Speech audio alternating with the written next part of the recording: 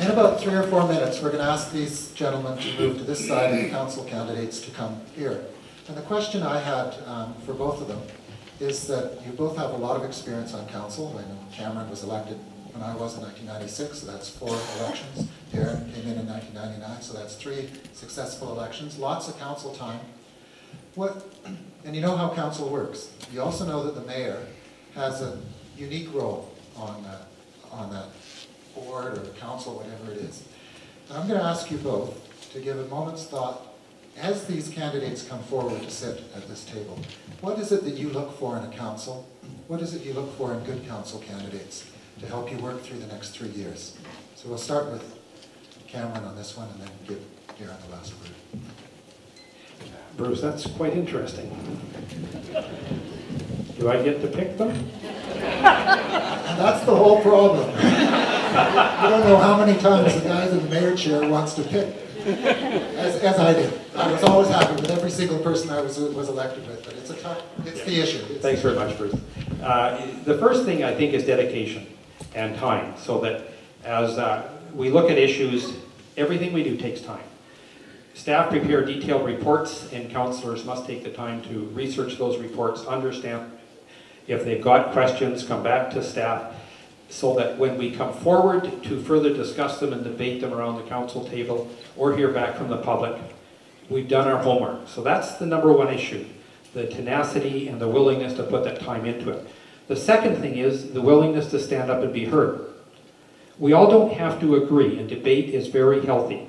So we must be willing to respectfully put our issues on the table, make an argument as to why the rest of the table should support that or consider that.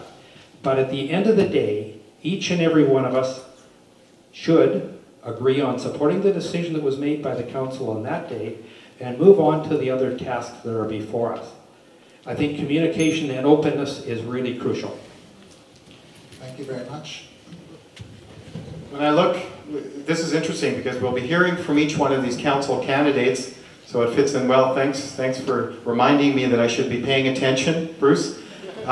What I will be looking for is particular skill sets. Now, not necessarily skill sets that are clashing. I'd love to see skill sets that are complementary. We have a lot of skill sets in our existing council that are very complementary. I'll be watching for people that have and listening to see what kind of knowledge base they have and to see what kind of background and work they've done. And there's a lot of interesting candidates that are coming forward in the 10 that are coming forward in the background, 4 of which I've worked with, so I know a lot about them, and I'm so interested to see what the 6 new ones have to bring to the table. I think work ethic is really important. We do put a lot of work in, especially in the first few months, because what I'd look for us to do in the next few months is it really quickly collate as a team in order to solve some problems and start looking at some of the community's concern. And you know, the final one I'd love to see in each and every one of you, and I know the 4 already as I've indicated, is you have to love this community. Because if you love this community, you'll work really hard and you'll bend over backwards to help us solve our challenges. Thank you very much. The first round of applause for both of them. It is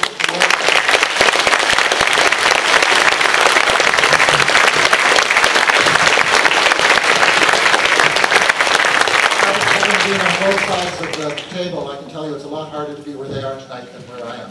So we want to take about 5 or 6 minutes. Take a stretch, but don't go very far. I will be calling you back. So no more than 5 minutes. Stretch, get some fresh air, but not for a long time.